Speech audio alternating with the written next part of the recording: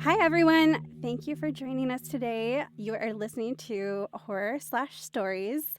My name is Sarah, and joining us today is Donna Taylor, who is going to be talking with us about the 1987 horror comedy, The Lost Boys.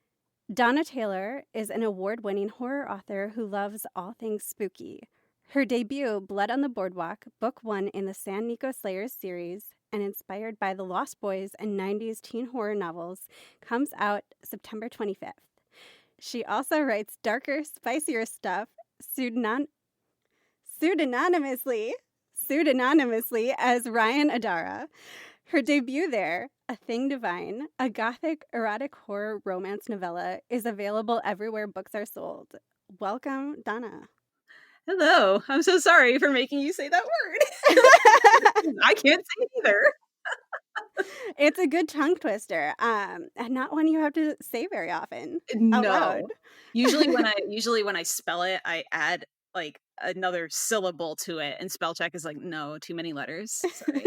Too Because many I always letters. want to spell it like pseudonymously, but it's yep. Pseudonymously. Yeah, pseudonymously. That's why I use pen name. Pen name. Love that.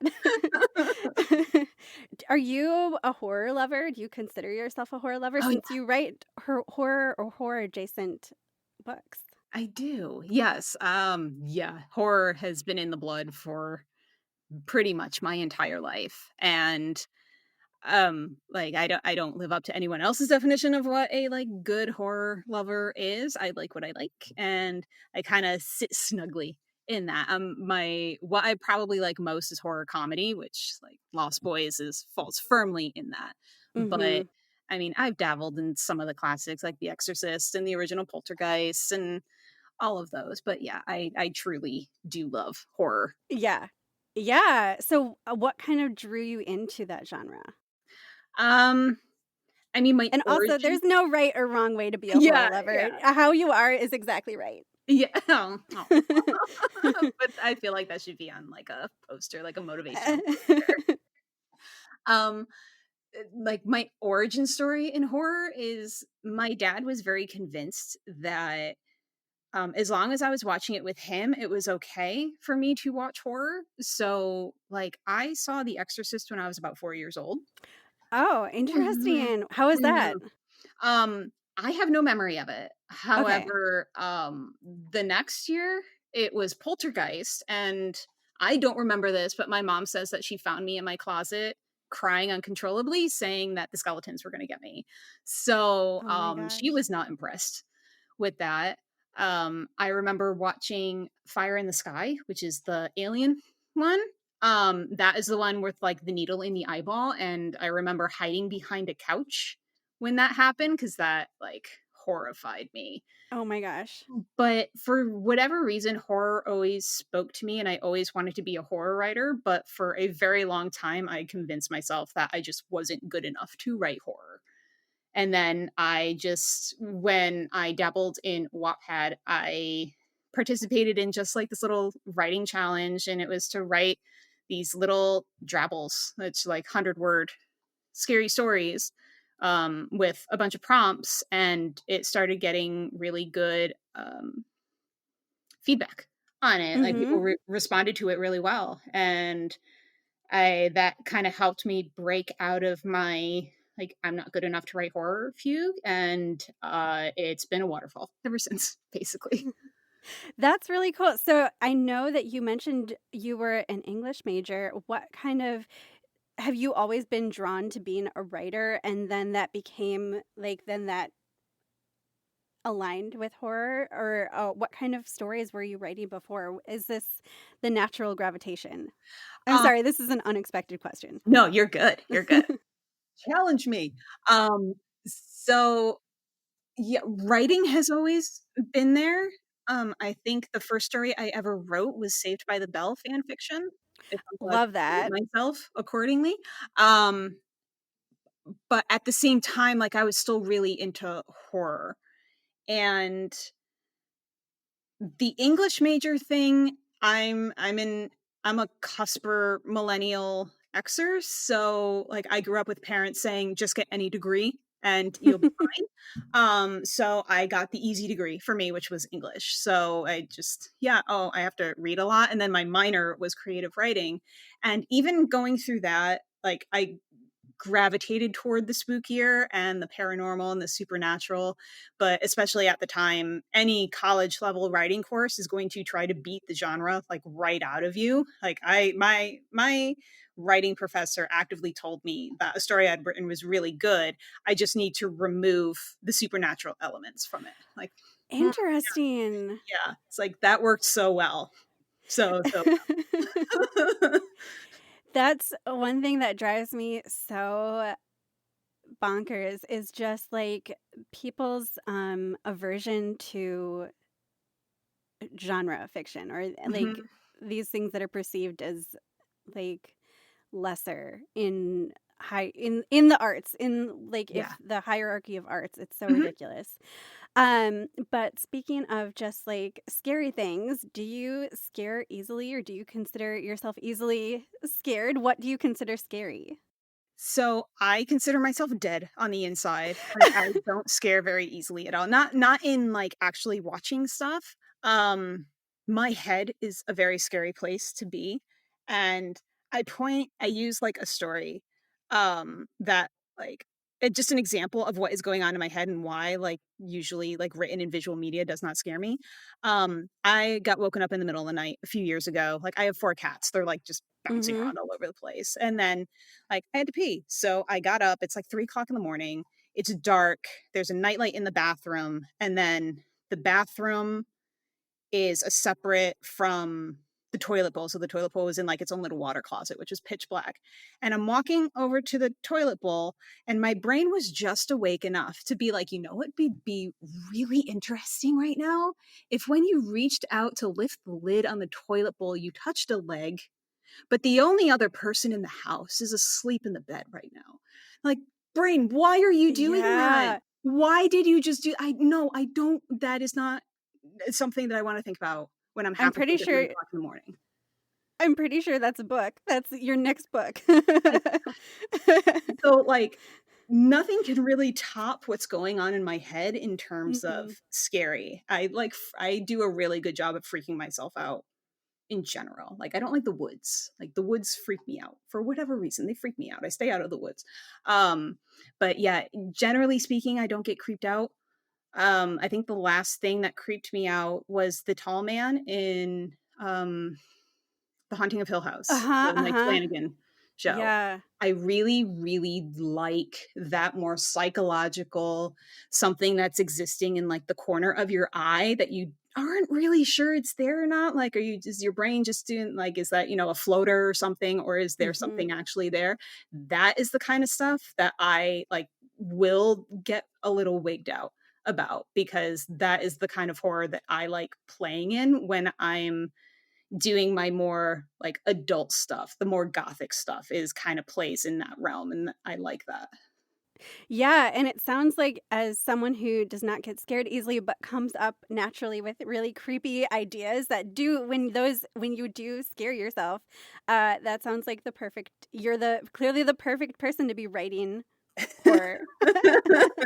I mean, it's the imposter syndrome is definitely really high because I regularly think like, "Oh, this is such a basic story. Like what that no one's going to like this." I just submitted a short story about like this 2000 word story about basically sentient woods that Oh, like devour interesting. children, and the way a child will know that it's been chosen is if when the leaves are falling it burns them. But I still have it in my head like that's a really dumb like story idea that's like so basic. There's like nothing going on with that, but it's like I've actually never read anything like that, so I don't know No. where I'm coming up with that.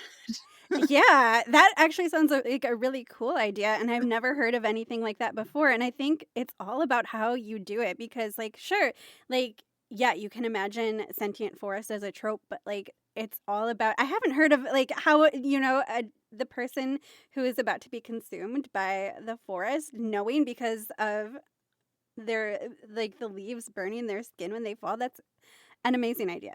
Thank you. It's all about, like, the perspective of it. So, yeah, Mhm. I think, the real horror is the imposter syndrome. Yeah, accurate. Yes. Put The that real on a monster in t-shirt. the room. So, you write young adult horror under the pen name, Donna Taylor, and you write erotic horror under the adult pen name Ryan Adara. What is it like writing different types of horror for different audiences? And how do you engage with different types of fear in your writing? Sorry, that was a long question this No, there. no, I read everything in advance. I know how to answer this. So, the young adult side is definitely leaning more into my love of nostalgic horror. That's gonna be more Goosebumps, that's gonna be more Fear Street, point horror, 80s, 90s horror that is a little campier, a little sillier, but there are still elements there that are meant to creep you out. And then the adult side, I basically, when A Thing Divine was accepted by Quill and Crow, that basically gave me the little bit of validation that this little experiment that I had done with that book, it was something that people wanted to read, and then the response of people reading it were like, "Yes." I'm like, "Oh, okay. I'm gonna lean into that more, and the next one is gonna be even more unhinged than this one." And I've kinda lean into the fact that the Ryan Adara side is gonna be more gothic, kind of florid. I don't wanna say deeper because young adult can be equally as deep, it's Mhm. just deep in a different way. And they're addressing very different things because the young adult stuff is focused on the teen experience, that's what makes it young adult, whereas, adult is everything other than that teen experience. So I just kind of lean into it more, and horror romance seems to be having its moment right now, and A Thing Divine was just, like, kind of perfectly set up to capitalize on that. So I kind of play in the fringes of, like, the dark romance, horror romance book space Mhm. online, and because while, like, A Thing Divine is horror, erotic horror romance. The next book I'm writing is not romance. It's just straight up erotic horror. So there is Mhm. no romance element. There is no promise of a happily ever after or a happily for now ending there. But I think based on what people read in that space, you're probably gonna be like okay with this too. It's just not gonna be romance. So like it's a matter of like kind of dabbling and finding those people who will be receptive to that. And I think if people are receptive to horror romance, they're definitely going to be receptive to erotic horror because that is almost a circle of a Venn diagram. And Yeah. then on the YA side, I'm definitely targeting more of the nostalgic space. I'm making sure to follow people who have the affinity for like the Goosebumps and the Fear Street and stuff, and who like that more I don't wanna call it traditional horror because that's not really the word that I'm looking for. Mhm. Just more of that basic horror? I don't know what word I'm going for there. I totally know what you mean, and I also don't know what word would describe that, but, yeah, that's Like something to think about. yeah, like, I'm not trying to do anything particularly, like, genre shifting with what Mhm. I'm doing. I'm especially on the YA horror side, I'm really, really nesting in my comfort zone there, and I'm trying to recreate the the coziness of Goosebumps and of Fear Street and of reading those books in my writing and just updating it for a more modern audience. So, Mhm. did I actually answer the question there or did I just kind of I think you answered the question to the extent that I have even more questions, which Oh, okay. is, when it comes to and this is so subjective, but when it comes to, like, different categories, you've got dark romance, you've got horror romance, you've got erotic horror, all similar but all distinct. Mhm. And I think it's so important that distinction between romance and erotica because we've kind of talked about how romance guarantees that happy ending, because I know probably some of the people listening to the podcast don't know that like romance has to have a happy ending. That's what makes Mhm. it romance. Mhm. um and so that's, if you hear erotic horror, that will probably be similar to romance, but it does not guarantee you that happy ending. So it is um setting up the reader's expectations. So I think like, yeah, what how do you navigate those that territory as an author, as an indie author who's like marketing you? Well, I know for A Thing Divine you are working with a publisher, but you have to market to a very specific audience and give your readers an expectation so that you're reaching the target reader and you're not reaching someone who's going to pick up the book and then want to throw it across the room, you know? Yeah, exactly. um, how do you navigate that? Um, I basically watch their content that they're posting and go from there. So if they are playing in the realms of horror that include things like splatterpunk and extreme horror, they may be open to erotic horror. If they are playing in horror romance, they're more than likely going to be open to erotic horror, or at least potentially curious about it. Where I'm going to not reach out is if they're all about like basically the romanticy stuff. You're not gonna like what I'm putting down. Please don't read my books because Yeah. they're not gonna be. They're nowhere near that. Mhm. Um, I'm gonna stay out of spaces where people are really into like the mafia, the billionaire stuff. That is not gonna be copacetic, even though like probably some of the sexual stuff that they're playing with in that realm could potentially, maybe, but usually those books are not playing with the sexualized horror that I'm playing with on the erotic horror side of it, where Mhm. it is really towing that line of like, this is actually a horrific scene. Yeah. But it's also at the same time titillating and it's really like making you question yourself. I question myself writing it, let alone like people reading it. Like, am I okay? Like, do I need help? Like, yes, but should I get like extra for writing this? But it's it takes effort, and it Mhm. it takes work on my part to make sure I am reaching into those spaces that could potentially be receptive to this, and keeping it out of spaces where people are gonna take one look at it and go, or like, they get to, chapter 2 in the book and hurl it across the room because, like, Yeah. they're horrified by what they're reading. So it definitely, I am very intentional with how I set my algorithms in Mhm.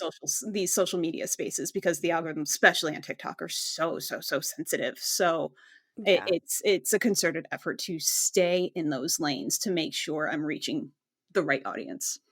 Yeah, it's so important and so such a fine balance to Yeah. now to do that. Mhm. Yeah. Yeah. It You have to be really careful because, like, people what like what they like, especially in like the dark romance space. So being intentional with the videos and the media that you're interacting with will only benefit you. And Yeah. that's why, like, I don't follow everyone and anyone on my social medias because of that. Because when I Right. interact with something, the algorithm says, "Oh, you want more of this?" Like, no, and like I feel bad because I have people in the romanticy space that are following me. I don't want to interact with that in on my Ryan Adara profile, because I don't want to get into that space and have people Mhm. see this book who they may be a little deceived by the cover, because the cover very much matches I think a fair amount of covers in that space. So, and I have seen videos where people are like not reading blurbs and not really Yep. doing a whole ton of work before going into a book, and I'm it's not that I'm trying to avoid like bad reviews or anything. I would rather a bad review because someone doesn't like my writing style or something, or they think I'm being like Right. too flowery or something, but not because they picked up the book thinking it was one thing when it's actually another. So Totally. I'm definitely trying very, very hard to make sure the right books get to the right people, Mhm. especially on the erotic horror side, because if that gets into the wrong hands, it can get ugly quick. And Yeah. trying to not have that. I think that's really responsible of you as an author. Oh, thank you.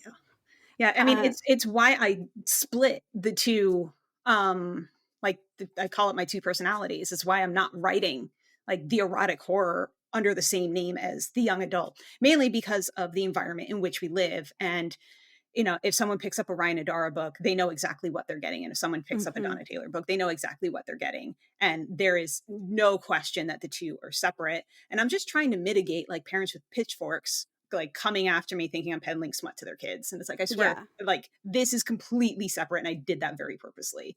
Yeah. These are the different creative parts of me. Yeah. Mhm.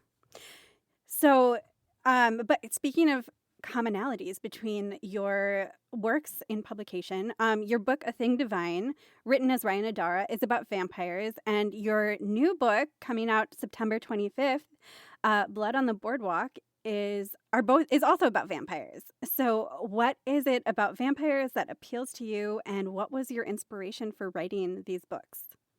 Uh, I mean, I don't know like what attracted me to them initially, probably because like vampires are usually hot. Especially in media, like The Lost Boys, which is very intentional on Joe Schumacher's part. I saw The Lost Boys and Interview with the Vampire probably within the same year, and Oh that's a my lot of gosh. very attractive people with fangs, and it just kind of sunk in, pun intended. I don't I'm such a simp for vampires, like, that's my monster. That's if I'm gonna write monster anything, it's gonna be a vampire. Oh my gosh, totally. Yeah, The Lost Boys was very much one of those, like, "Oh no, everyone's hot." Yeah. Yeah. Okay, so, Blood on the Boardwalk is Lost Boys inspired, but it's also inspired by a couple of books that I read as a teenager that they didn't have the popularity that, like, Point Horror and Fear Street had, but, like, indelible mark in my brain. And so it's The Band and Song of the Vampire by Carmen Adams. And Song of the Vampire, if Carmen Adams didn't watch The Lost Boys and go, I can write my own story about that, I will eat the book itself. Because, like, if you read this book, you will be like, this is 1,000% like a Lost Boys dupe. Like, it is so, so, so similar. Um, but what was started in that it looked like it was supposed to be a series if you were to look these up on, like, Goodreads, there's no series name, they're not connected to each other, they are, like, kinda standalone, but it's very clear that something was being set up, and there it just kind of ended. I'm trying, like, not to spoil, so I'm, like, Mhm, mhm. stopping myself from saying some things. So there was very much this overarching plot that was being set up in those 2 books that just didn't go anywhere because it's only those 2 books. And I think that was such a lost opportunity, and I'm just kind of taking it on myself to continue it on and, like, breathe new life into it, so that's part of what I'm doing with this too, and just kind of molding those 2 together and creating this story that when you read it, like, I mean, those are ostracized Easter eggs that are in that story. Very much inspired by The Lost Boys, but I was also very cognizant of not wanting to just like rewrite the plot or do some like kind of Lost Boys fan fiction kind of deal. Mhm. I definitely put a lot of effort into making it its own story. And I think that's where this other element comes in to help ground out that story a bit. On the Thing Divine side, that was actually a dream, believe it or Oh, not. cool. I don't normally pull story ideas from dreams. My dreams are usually just like chaos incarnate. They make no sense. They are not logical. I there I cannot make anything of them.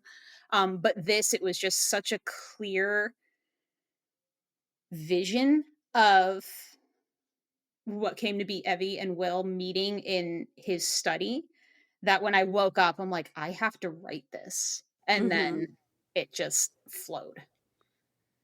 And that's the inspiration for each of That's beautiful. them. Thanks. So, The Lost Boys, Mhm, filmed or released in 1987, mhm. is a very 80s, very, Yes. like, epitomizes, embodies the 80s. Was it the Is mullets that the gave it away? mullet Oh Mullets. my gosh, the There's so many man with mullets. the huge chain necklace, like, the Mhm. very muscled, oiled man playing the Oh my saxophone. god, yes, Tim Capello. Yes. Is there something about 80s horror movies in particular that you enjoy?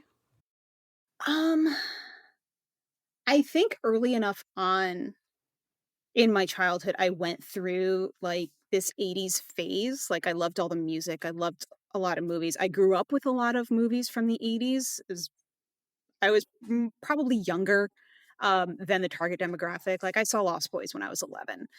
That is really not meant for a tween. It's a teen movie and up. But I also grew up with The Breakfast Club, which, again, not a tween movie, that's a teen movie. So, there's just something about the '80s aesthetic in Mhm. general that drew me to it. And, like, while I lived through most of the '80s, I was very, very young. So I don't remember a lot of it. I certainly don't remember, like, the teenage aspect of it. But there's just something very nostalgic and cozy about '80s horror that just, it's like wrapping myself in a blanket. Like, it's snowing outside, I have my whoopee wrapped around me, I have, like, some hot chocolate. Like, that is the similar warm and fuzzy feeling that these movies give me. And it can be like Tremors, or it can be Lost Boys, or it can be Near Dark. It can be like any number of these kinds of movies where, like, some of them are meant to be very serious, but because of the way that they've aged, there's a comedy aspect to it. And Mhm. I don't know, I think they just hit right at the right time, that it just tattooed itself on my brain, that it's like, I love all of these. So, I'm trying to figure out how I wanna word this exactly. So, with The Lost Boys, it's very campy, and it does kind of toe that line between horror and camp too. When I was watching it for the first time, it's not until the scene of the bonfire that it really distinguishes itself as horror, because up Mhm. until that point I was like, well, this is like has spooky elements, it has vampires, but is it horror? And then it like gets to that scene and it very clearly is horror. And I think that scene is also an awakening moment for Mm. Michael, the character. Yep. So, where would you say the line is between horror and camp? So, when it stops being intentional in the horror. So, deviate a little bit, let's take a look at Killer Clowns from Outer Space. That's camp.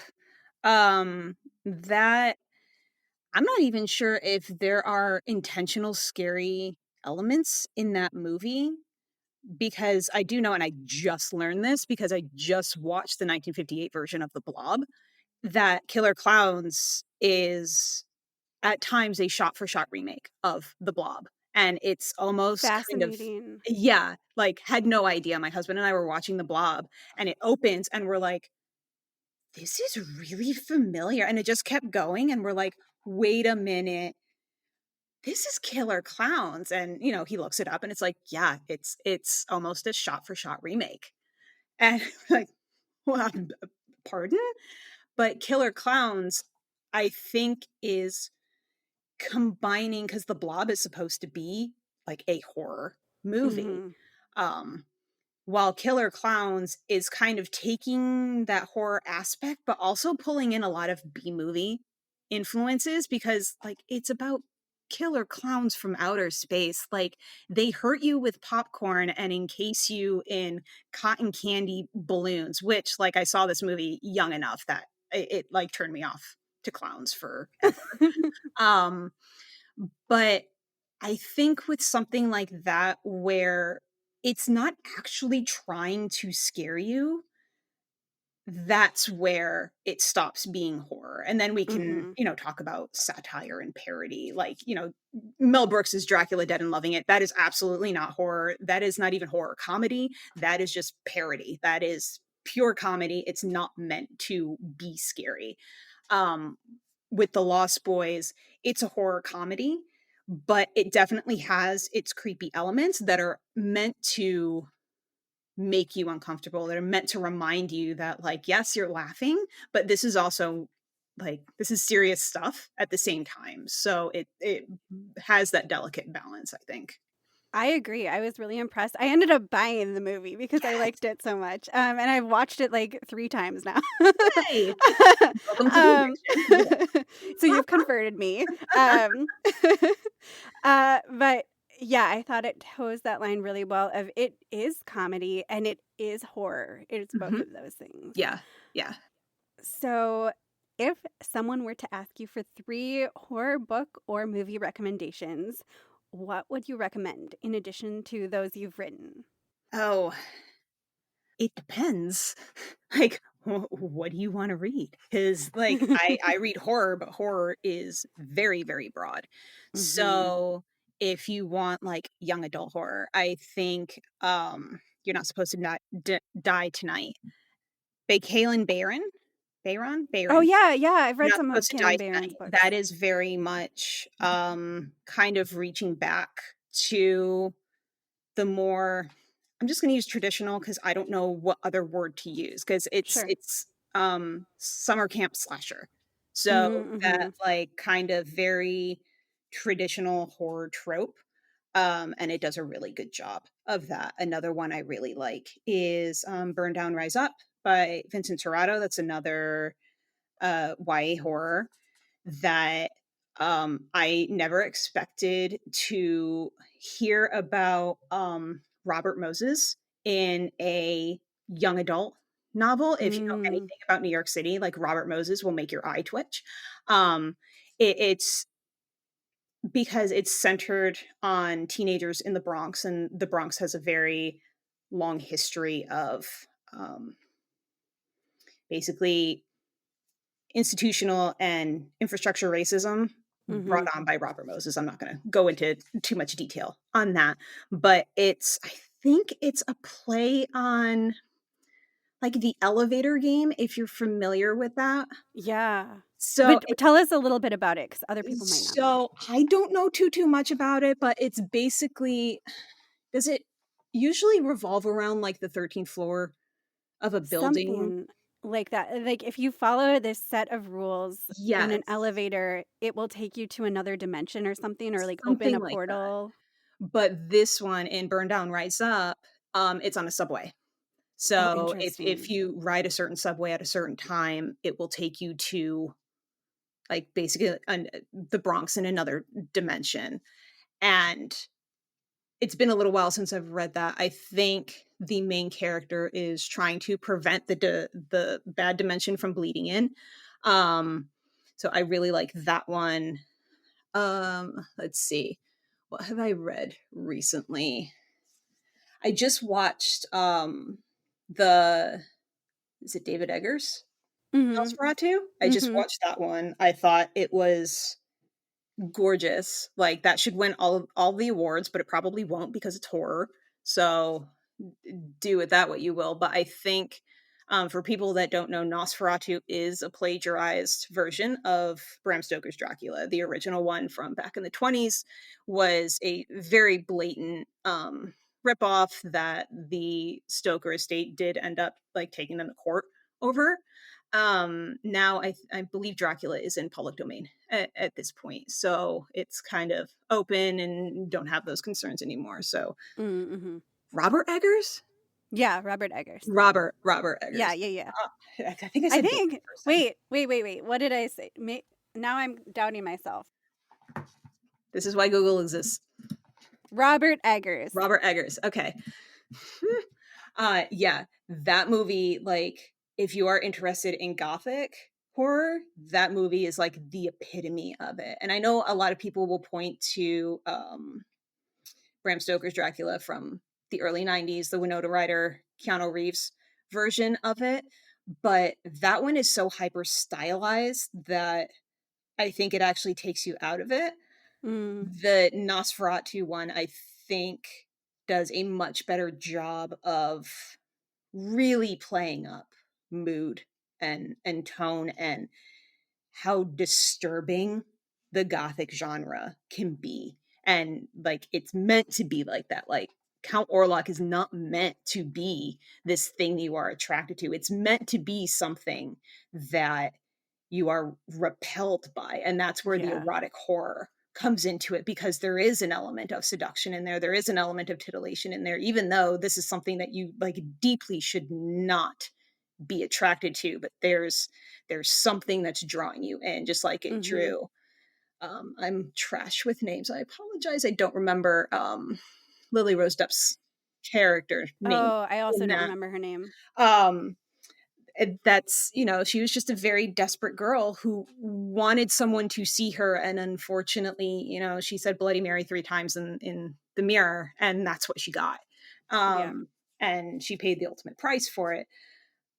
But I think that is like the epitome of gothic there. Mm-hmm. Um, if you want like satire, I literally just watched The Blackening last night, which is hilarious. It's not it's satirizing the more racist tropes in horror. Mm-hmm. I thought that was really good. One of my absolute favorite movies is actually Vampires versus the Bronx, which Oh, I've pulls, never heard of that. oh my god, it's on Netflix. I think it's actually a Netflix film, so it's evergreen on Netflix. It pulls very heavily from The Lost Boys. Like, I absolutely adore it. And I highly recommend, if people like horror comedy and Mm-hmm. they also like The Lost Boys, to check out Vampires versus the Bronx. Oh, very cool. I am going to check out all of these Yeah, recommendations. yeah, yeah. Yeah, so you've given us plenty. If you're into classic horror, traditional horror, if you're into campy horror, satire, we've got it all covered. Yeah, yeah. So moving into our movie discussion, do you want to try doing a 60-second recap of the film? Sure. I've been Okay. practicing this. Is that bad? No, that's good. I That's probably why our guests are better at it. I'm gonna pull up a timer right now. That's what I'm doing.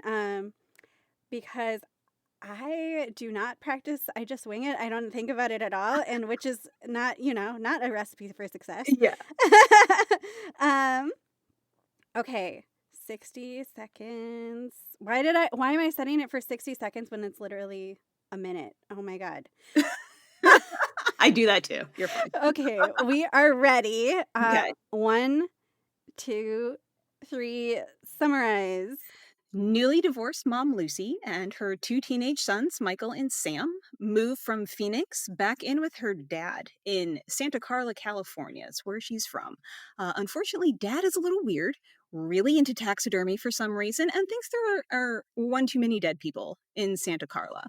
Once they settle in, older teenager Michael falls in with a gang of motorcycle punks because of Star, who he meets on the boardwalk, and they peer pressure him into drinking like suspect liquids out of a shady bottle. And as we are all wont to do in our teenage years, and things start to go sideways after that.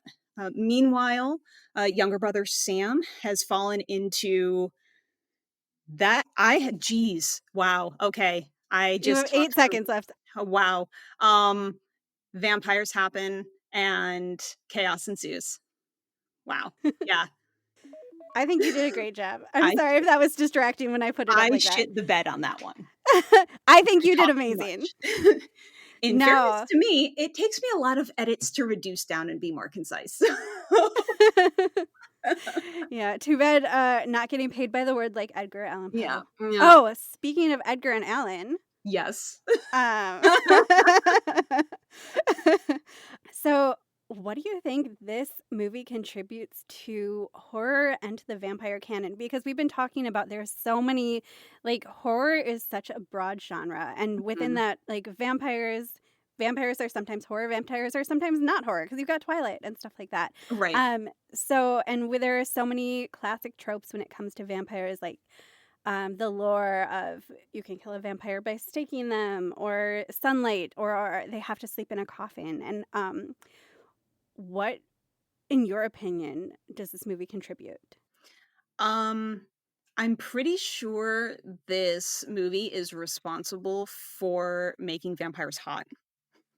I say that glibly, but that was a very intentional thing that Joel Mm-hmm. Schumacher did, is that vampires are, I mean, they're the monster, they're usually the villain, but he also wanted to play on that, and he wanted to make them attractive. He wanted them to be attractive individuals, so that because people have more sympathy for people who are attractive. Like, it's easy to Yeah. fall into that trap of ugly monster equals villain, no sympathy. So he was definitely playing on that intentionally Mm-hmm. in casting very attractive people in these roles. And I haven't done too much of a dig into that to actually verify that, because that was from an interview that Joel Schumacher did, and when he was Mm-hmm. talking about that. So but definitely from that point forward, vampires started getting very hot.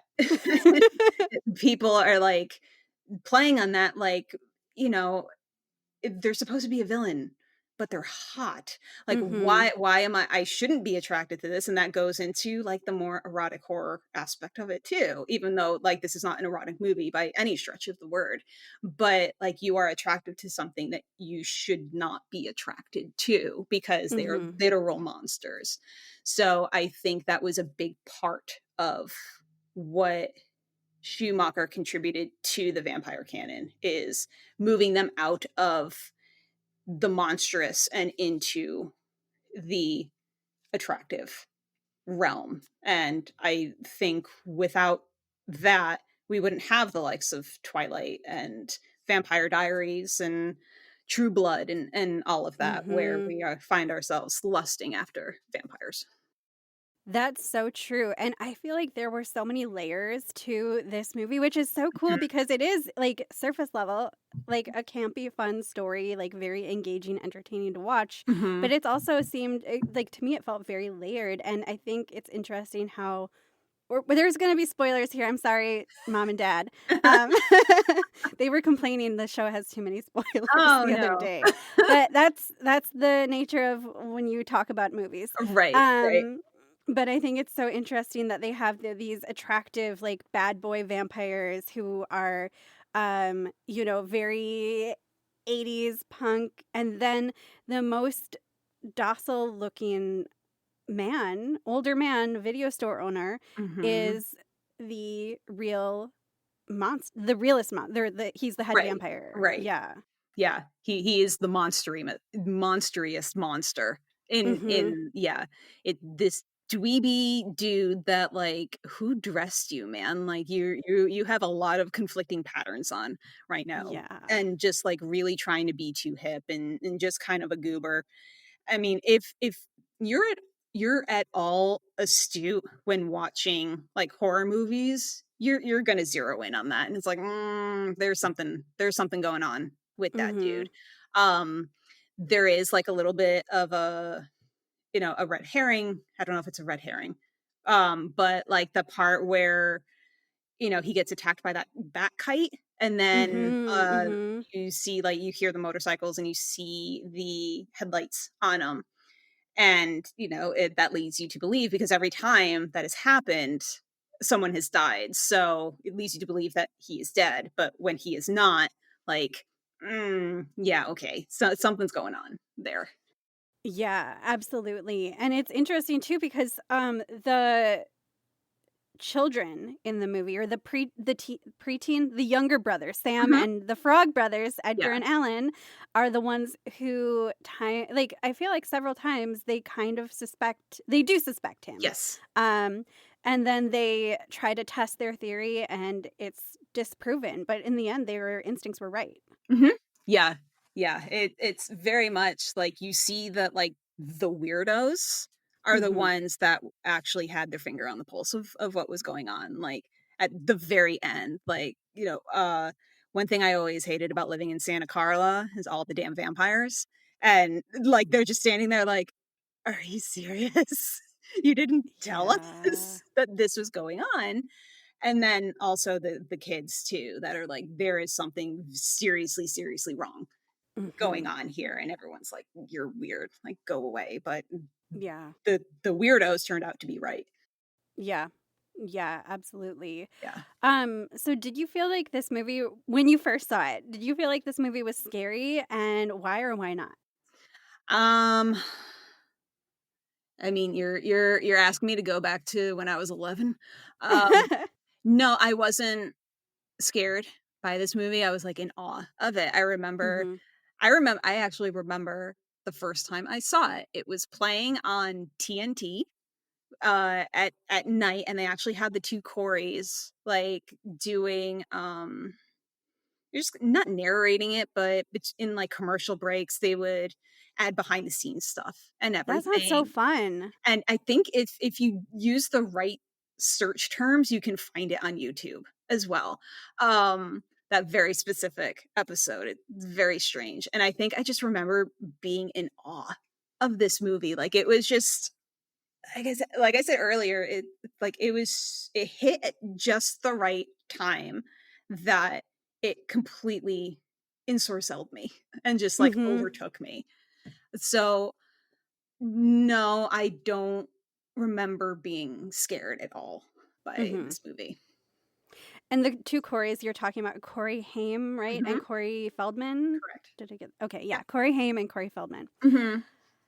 Yeah, did I find it scary? No. I mean, I watched it clearly at 34, so, I did not find it scary. I found like, my takeaway was, like, watching the movie, I very much felt the vibes of it, and I felt the horror of it, but Mhm. it didn't scare me in that, like, I'm not afraid to go to sleep.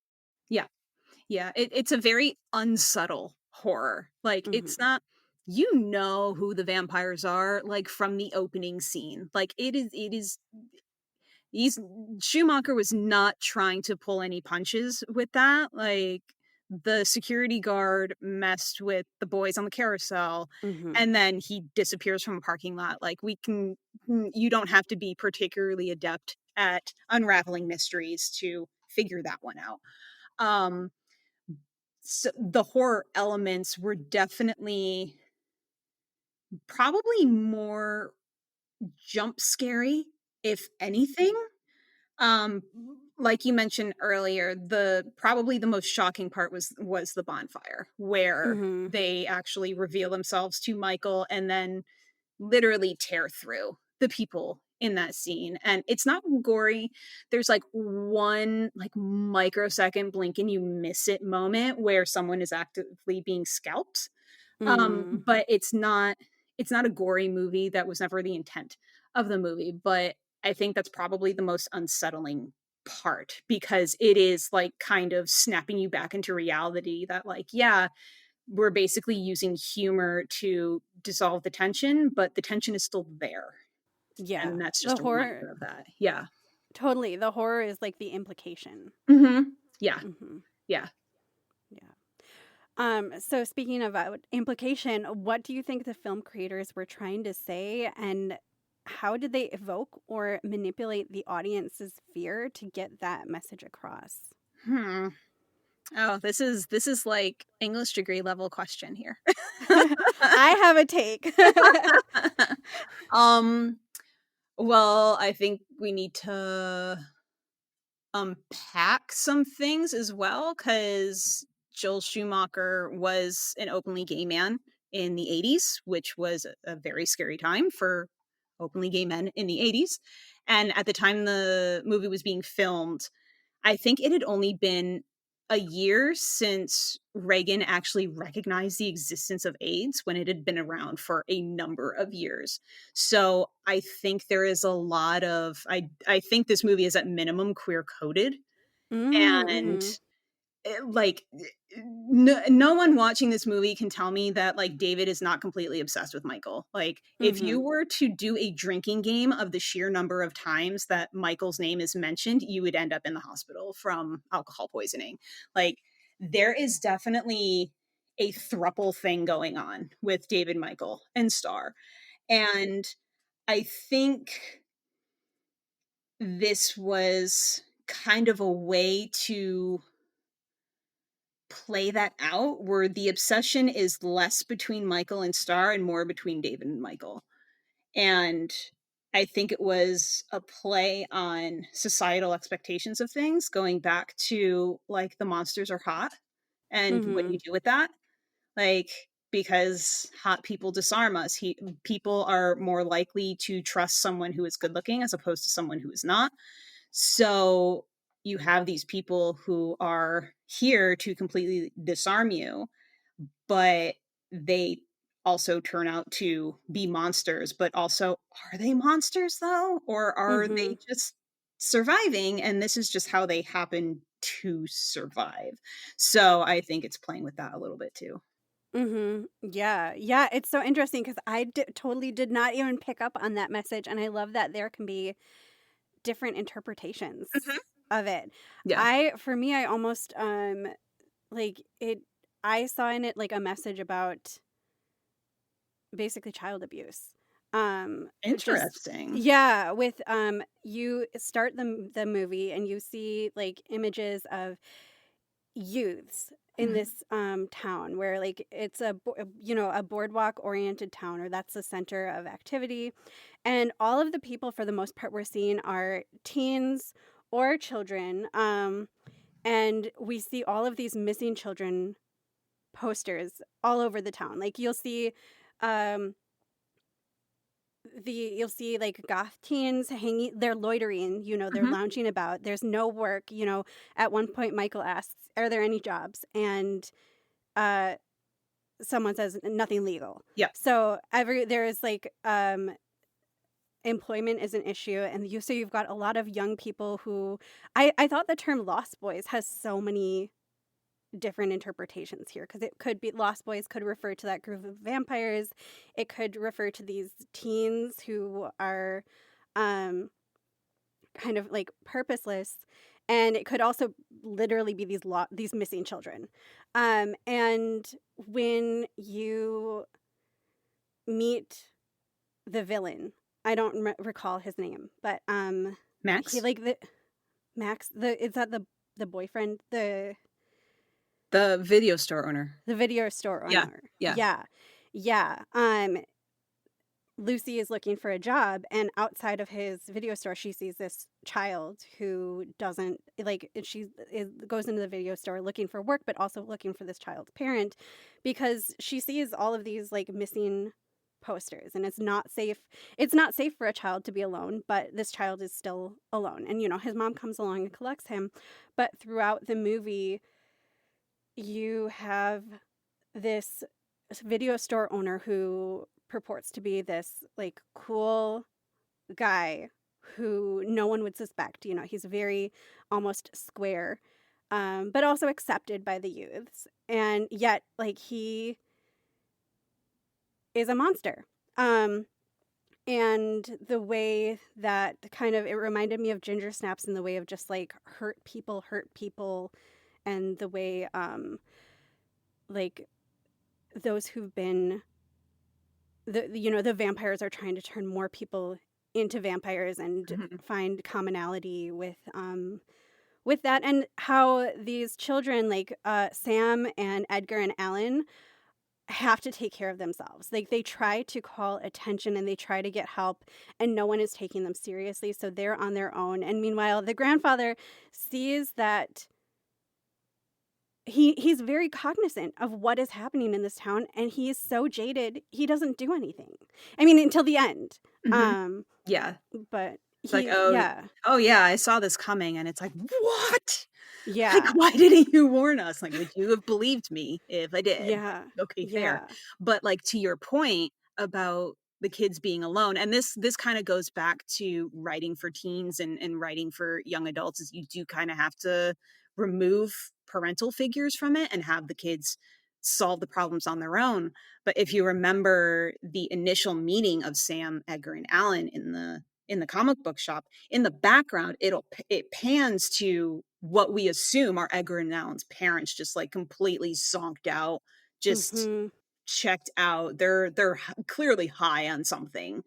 And then Lucy is a single mom who needs to work in order to get by and get back on her feet. And that leaves Sam and Michael alone all day with like nothing to Yeah. do. And she like kind of tries to rope in Michael to be a surrogate father figure for Sam, but Michael's 17 years old. He doesn't want to do that. He Yeah. wants to hang out with his friends and, be with this new chick that he just found.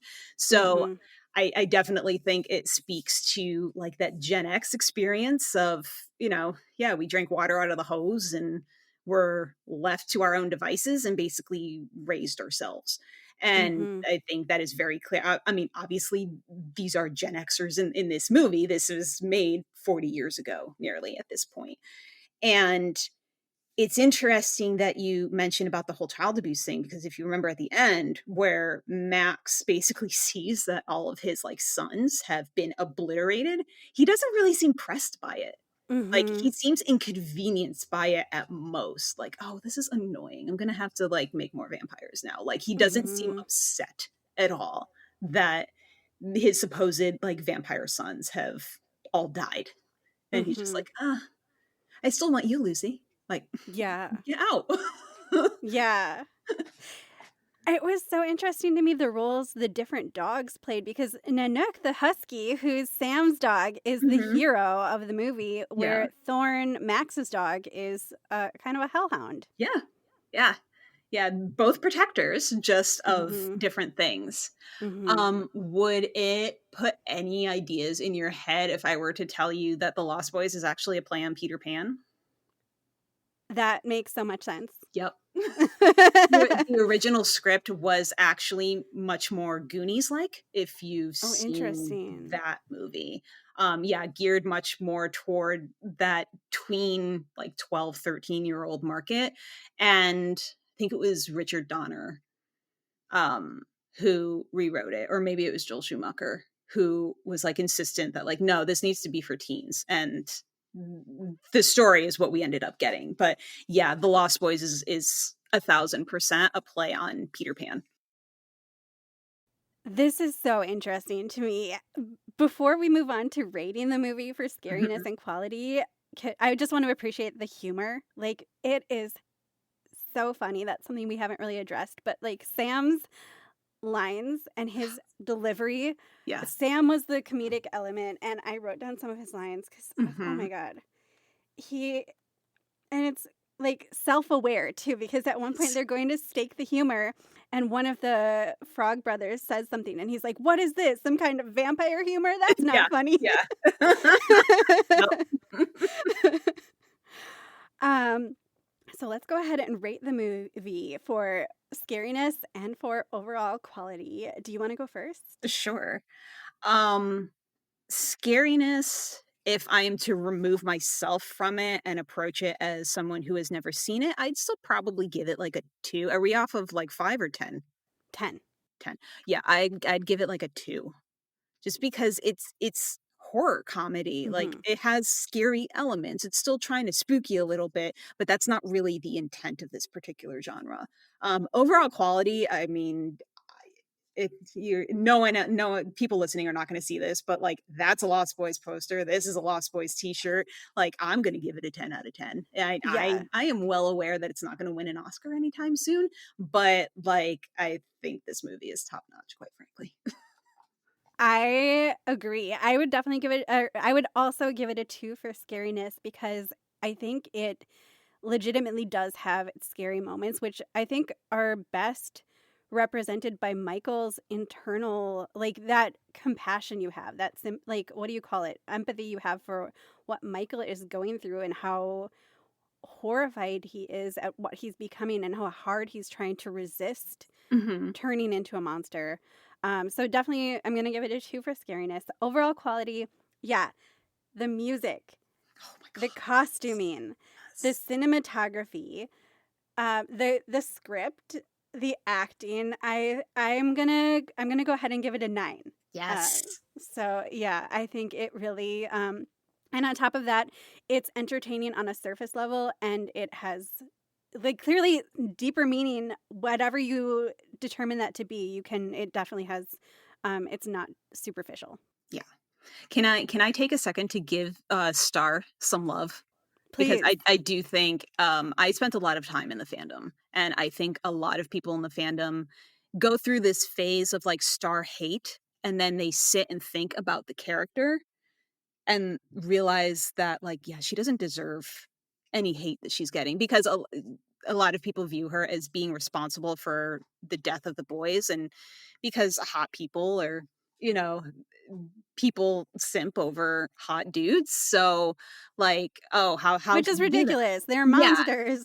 Yeah, like how could you do that? Like you were basically cohabitating like Snow White with these dudes in a cave. Like, why is that so bad?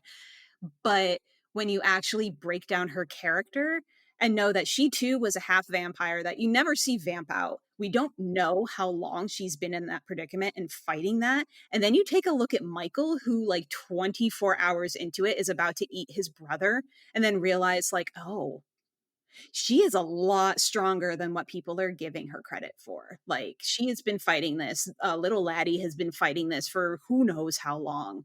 And this dude is ready to just like take a bite out of Sam like after a day because he's like struggling so hard. So I just wanted to give Star some love because she tends to not get a lot. I think that is deserving. So as we wrap up, thank you so much for giving us your time today. Where can people find you and your work? Well, thank you for having me. I am so the young adult horror side. I am at authordonnataylor.com. That's my website, and that's also my social media handles on TikTok, Threads, Instagram, and Blue Sky. And then on the erotic horror side, the adult horror side, my Ryan Adara stuff, I'm at ryanadara.books.com. That's RIAN, Ryan, ADARA books.com. And then same for the social media handles on the same social media platforms. A Thing Divine is available wherever you buy books. Blood on the Boardwalk will be available wherever you buy books. That one comes out September 25th. Beautiful. Is there anything else you'd like to share today? If you haven't seen The Lost Boys yet, you really need to. You really do. I It's such like, I don't know. Like, I understand why people don't like it. It is very much a product of its time. But if you have any sort of love for anything nostalgic, I think this is a really good dabble into that. It's also a really good peek at the beginning of like the whole hot vampire thing, because so much stuff roots back to the Lost Boys and so much has influence from the Lost Boys that just like kind of seeing the source material is, whether you end up liking it or not, I think is beneficial. I wholeheartedly endorse that statement. And everyone I've talked to, like my friends who I've watched the movie with, my friends who I've talked to the movie about it with, everyone enjoys it. So I think there's a little bit of something for everyone. Yeah, I agree. I agree. So I just want to say thank you to our listeners. You can find us on Instagram at horror/stories_pod. If you love horror movies and want to analyze them with us, there is a link to an interest form in our Instagram bio. And in our upcoming episodes, we are really looking forward to talking about folk horror as like a theme to center season 2 around, and especially in movies from around the world. So if that sounds fun to you, or you have a movie suggestion, let us know. Please be sure to like this podcast or leave us a review. Share the episode if you enjoyed it, and please follow our guest as well. Thank you so much.